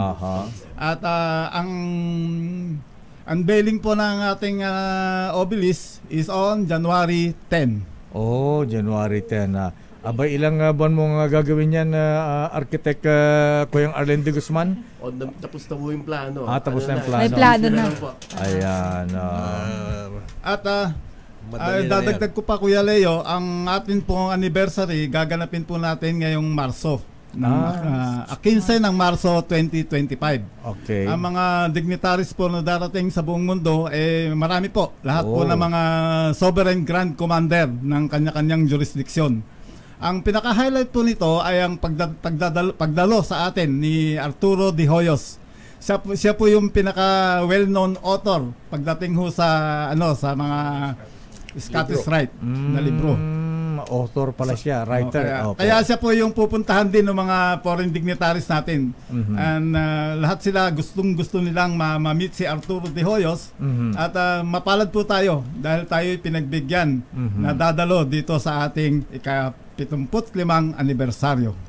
Ayan, most possible Aberga, sir. Ayan, paano mo nagsimula ang Scottish Rite? Ayan, bakit itinatag ito? Ayan, anong year ba ito?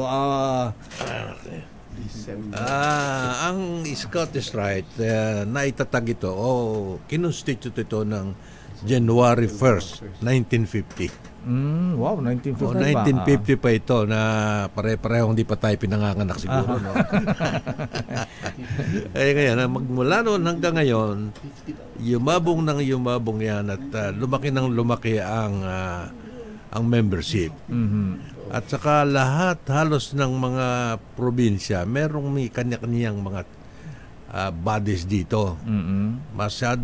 Halos lahat ng malalaking syudad at probinsya may mga nakabase na Scottish Rite Temple. Kaya pag ikaw ay naging membro, kahit sa ka makarating, isang mukha yung nakikita mo. Pareho yan. Opo. Oo. Pero napansin ko, karamihan ng mga Scottish Rite members, officers, ayan, mga senior na sa Freemasonry. Talaga. Totoo yun.